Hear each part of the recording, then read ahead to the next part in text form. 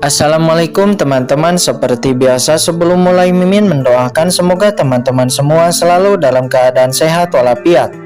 Oke, kali ini kita akan melanjutkan Martial Master versi novel bagian 426. Bagi yang baru bergabung, selamat bergabung. Dan bagi yang belum subscribe dulu lah agar Mimin tambah semangat lagi nih bikin videonya. Oke, kalau sudah kita langsung masuk ke isi ceritanya.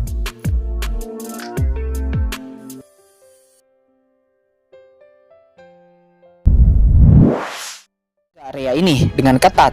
Ingat, saya ingin anak itu masuk tapi tidak keluar, kata leluhur tua kepada Penatu Agung Raja Panah dan yang lainnya.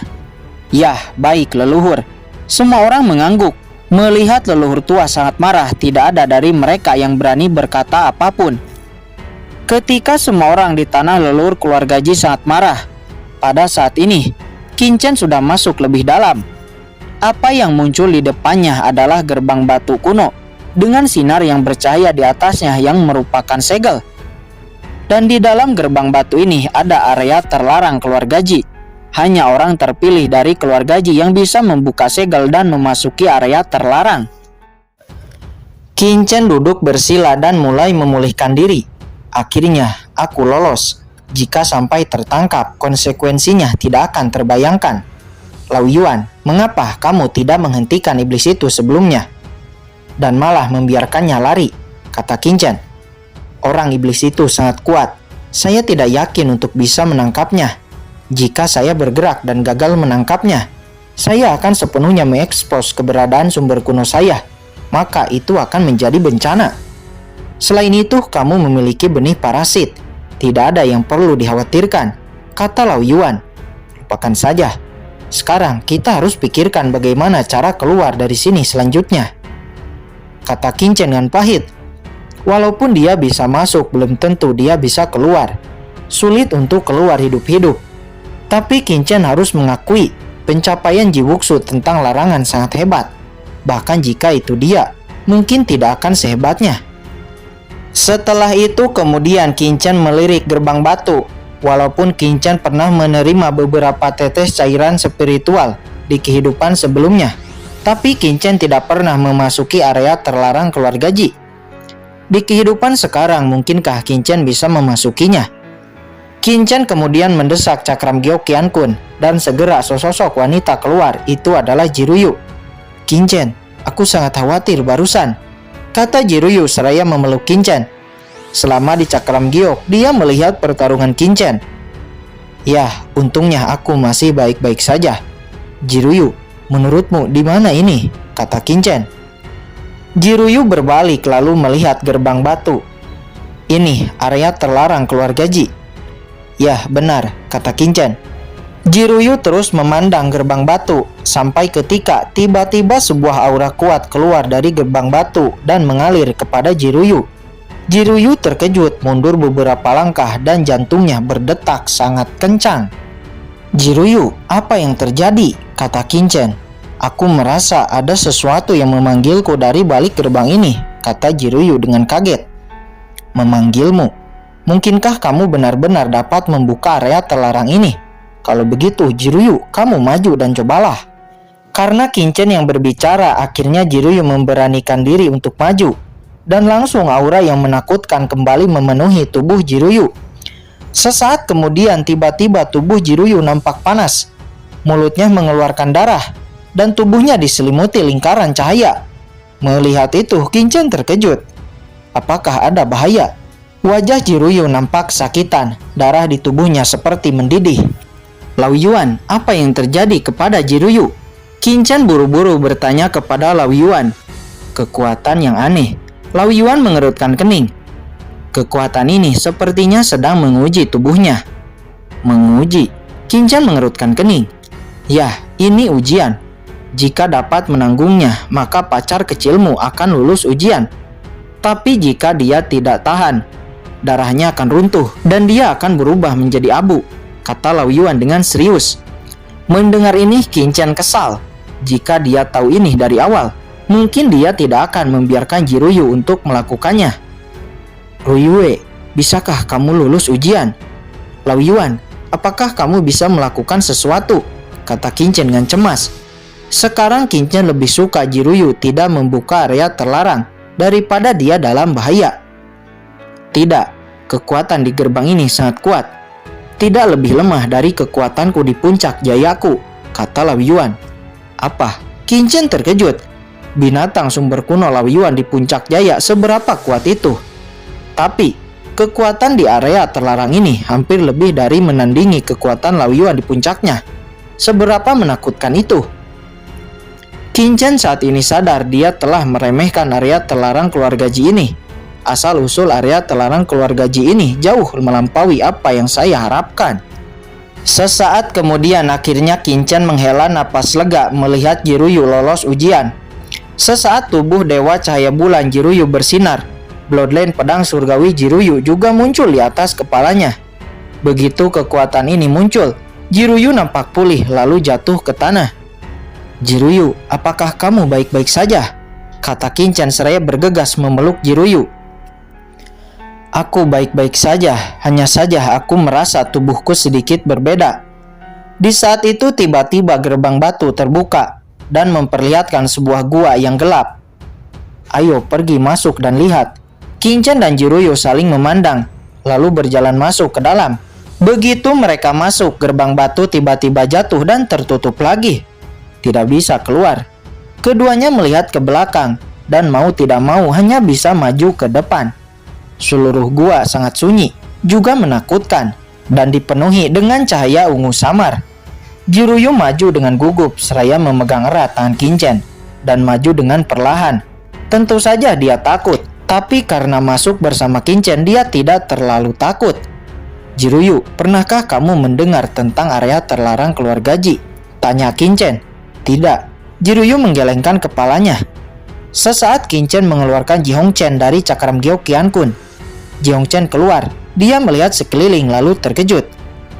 Ini area terlarang. Kalian berdua benar-benar membuka area terlarang. Ji Hongchen teriak dengan mata melebar. Ekspresi Qingchen tiba-tiba berubah. Melihat itu, Ji Hongchen buru-buru berkata, "Maaf Tuan, saya terkejut. Tanah terlarang telah disegel oleh Ji Wuxu selama lebih dari 200 tahun. Banyak murid jenius keluarga Ji telah mencoba membuka area terlarang ini. Namun dari mereka semua, tidak ada yang bisa membuka area terlarang hidup-hidup. Oleh karena itu, leluhur hanya menaruh harapan kepada Jiruyu. Tapi aku tidak tahu apa yang ada di area terlarang ini. Bahkan para penatua juga tidak ada yang tahu. Mungkin hanya leluhur yang tahu karena dia murid jenius yang terakhir memasuki area terlarang. Setelah itu area terlarang ditutup total," kata Ji Hongchen. Qingchen menggelengkan kepalanya. Kemudian Ji Hongchen kembali dimasukkan ke dalam cakram Gyo Qiankun. "Qingchen, kamu memperbudak bibi," kata Jiruyu. Qingchen mengangguk. "Qingchen, sebenarnya bibi adalah orang yang baik. Di keluarga Ji dia adalah orang yang sangat mencintaiku. Bibi adalah orang..." "Shoot, aku mengerti maksudmu. Aku hanya memperbudaknya kali ini saja, karena dia telah mengetahui banyak rahasiaku. Ketika saatnya tiba, aku akan melepaskannya dari perbudakan," kata Qingchen. Jiruyu menghela napas lega. "Ayo, kita lihat ke dalam." Kemudian keduanya kembali bergerak maju. Cahaya ungu samar kini semakin jelas dan akhirnya mereka sampai di sebuah danau ungu. Cairan ungu ini sangat kental, seperti darah, dan napas yang keluar darinya mengejutkan Qingchen dan Jiruyu. Di seberang danau nampak ada sebuah rumah batu. Mungkinkah danau ini adalah cairan spiritual di area terlarang keluarga Ji yang dikatakan dalam legenda? Qingchen terkejut. Di kehidupan sebelumnya dia tahu hanya perlu beberapa tetes untuk pembaptisan para jenius, dan cairan ini seharusnya sangat langka. Tapi sekarang cairan spiritual di depannya sangat banyak. Terlalu banyak danau cairan spiritual. Ini terlalu berlebihan. Ayo, pergi ke rumah batu lebih dulu. Qingchen dan Jiruyu terbang di atas cairan spiritual. Namun di saat terbang, tiba-tiba cairan spiritual ungu melonjak. Qingchen dan Jiruyu langsung ditarik ke dalam cairan spiritual ini. Qingchen buru-buru menjalankan kekuatan ruang untuk keluar. Namun itu tidak berjalan. Kemudian Qingchen mencoba menghubungi Lao Yuan di cakram Gyo. Tapi itu juga gagal. Cakram Gyeokyeon Kun tidak bisa dibuka seperti telah kehilangan kontak. Akhirnya Kinchen dan Jiruyu hanya bisa ditarik masuk ke dalam cairan ungu. Setelah masuk, pakaian Kinchen dan Jiruyu langsung meleleh. Mereka berdua menjadi telanjang. Walaupun mereka berdua malu, tapi tidak ada yang peduli. Saat ini cairan roh ungu menjerat mereka dan mengalir masuk ke dalam pori-pori tubuh mereka. Setelah masuk dari pori-pori, itu menyebar ke dalam organ dalam, meridian, dan tian. Semua meresap seolah-olah menempati tubuh mereka. Kinchen, aku merasa tidak nyaman, kata Jiruyu. Dia merasa tubuhnya membengkak. Saat ini tubuhnya bercahaya. Itu fisik dewa bulan ilahi. Dan Bloodline pedang surgawi juga mekar dengan cahaya surgawi yang tak ada habisnya. Aura Jiruyu juga meningkat dengan panik. Fisik ilahi dan Bloodline-nya bekerja, melelehkan cairan ungu. Dan segera aura Jiruyu melonjak dan basis kultivasinya terus naik. Melihat itu, Kinchen menghela napas lega. Setidaknya Jiruyu itu adalah keturunan asli keluarga Ji. Dia akan baik-baik saja. Namun berbeda dengan Kinchen, dia bukan keturunan keluarga Ji. Cairan roh ungu ini seperti memiliki kesadaran ilahi dan tahu bahwa dia bukan keturunan keluarga Ji. Mengikis tubuhnya, menyebabkan Kinchen merasakan sakit. Namun segera tubuh Kinchen dipenuhi petir. Ini adalah Bloodline Guntur. Kemudian Bloodline Guntur melonjak dan menekan semua cairan spiritual ungu yang telah memasuki tubuh Kinchen. Bloodline Guntur Kinchen sangat kuat menekan cairan roh ungu. Sesaat kemudian, sebuah buku kuno muncul lagi di benak Kinchen. Buku kuno mekar dan membuat lubang. Segera cairan roh ungu terserap ke dalamnya. Sesaat buku kuno memancarkan dua huruf kata dan tiba-tiba Kinchen dibawa ke sebuah dunia hitam gelap aneh. Dia melihat pembantaian iblis alien. Sesosok tinggi besar membabat iblis alien dengan kekuatan penghancuran yang sangat kuat. Itu meletus. Dunia ini seperti akan hancur. Kinchen seperti berjalan di neraka. Sesaat kemudian sebuah benih berkecambah dan membangunkannya. Lalu dia terkejut menemukan bahwa dia masih berada di Danau Ungu, di area terlarang keluarga Ji. Dan kemudian buku kuno yang tadi menelan cairan roh ungu. Sekarang buku kuno mengalirkan sebuah kekuatan misterius ke dalam tubuh Kinchen. Kinchen yang terjebak di setengah langkah Martel Emperor merasakan tiba-tiba tubuhnya retak lalu meledak dengan cara yang menakjubkan. Di sisi lain saat ini Jiruyu yang auranya terus naik tiba-tiba langsung menembus ranah Martel Emperor dan memasuki Tau dengan aturan pedang. Kinchen terkejut melihatnya, dan bahkan setelah menerobos ranah Martel Emperor, kultivasinya tidak berhenti, tetapi terus melonjak dengan panik seiring dengan menyerap cairan roh ungu. Dalam sekejap mencapai tahap awal puncak Martel Emperor. Sulit dipercaya. Kinchen terkejut, namun tidak bisa melihat terlalu lama, karena tubuhnya saat ini juga mengalami transformasi. Transformasi ini tidak hanya disebabkan cairan roh ungu, tetapi juga buku kuno. Di saat Kinchen memahami aturan kehancuran, kultivasinya terus meningkat. Cairan roh ungu terus diserap oleh tubuh Kinchen. Pada saat ini di langit, dipenuhi aura menakutkan dan awan hitam tak berujung menyapu. Seolah-olah sesuatu yang tidak normal akan terjadi. Meledak, guntur bergemuruh. Di tempat lain, leluhur keluarga Ji muncul di luar kastil dan menatap langit yang bergemuruh. Apa yang sebenarnya sedang terjadi? Kata leluhur tua keluarga Ji, dia sudah ratusan tahun menjaga tanah leluhur keluarga Ji. Dan ini adalah pertama kalinya dia menghadapi situasi seperti ini. Di langit, guntur menyala yang mengandung kekuatan mengerikan. Di area terlarang itu, apa yang sedang terjadi? Leluhur tua itu terkejut. Tidak lama setelah anak itu masuk, fenomena ini langsung muncul. Sial, apa yang dilakukan anak itu di area terlarang? Leluhur tua itu menatap dengan cemas, tapi hatinya sangat marah. Sesaat kemudian, Penatu Agung, Raja Panah dan yang lainnya juga muncul dan menatap area terlarang dengan takjub. Pada saat ini di area terlarang, aura Jiruyu dan Kinchen masih meroket. Kekuatan liar yang tak berujung terus-menerus memasuki tubuh mereka. Pada akhirnya napas Jiruyu berhenti di tahap tengah Martial Emperor. Adapun Kinchen, dia berhenti di puncak tahap awal Martial Emperor.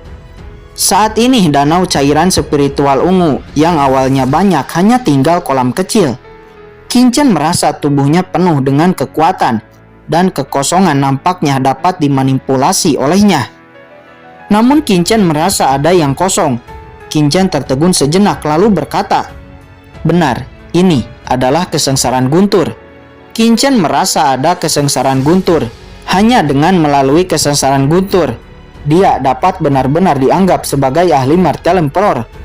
Tapi, mengapa kesengsaraan guntur tidak jatuh ketika aku menerobos? Tidak, bukan kesengsaraan guntur tidak jatuh, tapi kesengsaraan guntur diblokir. Kata Qin, dia merasa ada awan tak berujung di langit saat ini, yang merupakan kesengsaraan guntur. Tapi ada sebuah kekuatan di area terlarang ini yang menghalangi kesengsaraan guntur untuk tidak jatuh. Qin menghirup udara dingin. Area terlarang keluarga Ji mampu memblokir kesengsaraan guntur agar tidak jatuh. Ini benar-benar mengejutkan dan tidak bisa dimengerti. Tapi Qin juga harus berterima kasih berkat cairan roh ungu ini dia akhirnya menerobos. Jika bukan berkat cairan roh ungu, Qin bahkan tidak tahu kapan dia akan menerobos ranah martial emperor. Bagaimana keadaan Jiruyu? Qin menoleh namun tiba-tiba wajahnya merah karena melihat bahwa Jiruyu benar-benar telanjang. Tubuh anggunnya penuh dengan godaan. Qin buru-buru memalingkan matanya. Dia takut tidak bisa menahan godaannya. Segera Qin mengeluarkan 2 set pakaian. Qin kemudian memakai pakaian. Lalu satu lagi diberikan kepada Jiruyu. Wajah Jiruyu memerah, tapi dia tidak marah karena Qin melihatnya. Sesaat Jiruyu menemukan tiang ungu dan mengambilnya. Lalu tiang ungu itu langsung memasuki telapak tangannya. Segera sebuah rune terpancar dari dahi Jiruyu. Dalam sekejap napas Jiruyu menjadi sangat mulia seperti dewi. Sesaat kemudian Qin juga bisa berkomunikasi lagi dengan Cakram Giok Qiankun. Qin menceritakan secara singkat apa yang dia alami sebelumnya kepada Lao Yuan. "Apa? Kamu melihat orang kuat dari iblis alien? Tapi saya tidak tahu tentang alien hebat yang kamu sebutkan," kata Lao Yuan. Qin mengerutkan kening. Sebelumnya dia jelas melihat iblis alien yang sangat kuat. Tidak peduli apa itu, ayo kita lihat apa yang ada di rumah batu. Qin menarik semua cairan roh ungu yang tersisa ke dalam cakram giok. Setelah itu dia dan Jiruyu bergegas ke rumah batu. Setelah sampai, mereka masuk ke dalam rumah batu. Terlihat di dalam ada sebuah selip batu giok di atas meja. Terlihat juga ada sebuah batasan. Ini ternyata dibuat oleh Jiwuksu. Ini adalah pembatasan garis keturunan. Garis keturunan orang yang menyentuhnya diuji untuk memverifikasi bahwa itu benar-benar garis keturunan Jiwuksu. Karena Jiruyu keturunan asli, jadi dia dapat membuka batasan ini. Setelah itu Jiruyu menyentuh selip batu giok. Setelah disentuh, tiba-tiba menyala dan sesosok bayangan pria berpakaian putih muncul seperti hologram. "Saudara Wuksu," Qin tiba-tiba berkata. Bayangan pria hologram ini benar-benar adalah sosok Jiwuksu. Mendengar ini Jiruyu melirik Qin dengan curiga. Dia sendiri tidak tahu rupa kakeknya itu. Bagaimana bisa Qin tahu rupa kakeknya? Namun di saat itu, sosok Jiwuksu berkata, "Bagi Anda yang ditakdirkan karena Anda dapat melanggar larangan orang tua ini, itu berarti bahwa Anda adalah keturunan langsung dari Jiwuksu saya. Dan jika kamu menyentuh selip batu giok lelaki tua ini, itu juga artinya lelaki tua ini haruslah telah mati. Jika saya tidak salah, sekarang keluarga Ji dipimpin oleh Ji Kenot." Qin dan Jiruyu terus mendengarkan apa yang dikatakan Jiwuksu. Tempat ini adalah harta karun yang diturunkan turun-temurun dari nenek moyang kita dari keluarga Ji. Orang tua ini tidak bisa membiarkan tempat ini jatuh ke tangan orang jahat. Mungkin kamu telah mendengar bahwa keluarga Ji telah mengubah saya sebagai seorang penjahat yang telah mengkhianati keluarga. Tapi saya katakan bahwa saya sangat setia kepada keluarga Ji. Sungguh saya tidak mengkhianati keluarga. Semua ini adalah cerita yang sangat panjang. Dengarkan baik-baik. Sebenarnya semua ini dimulai dari temanku, Qin. Mendengar ini Jiruyu terkejut dan langsung menoleh ke arah Qin dengan sangat curiga.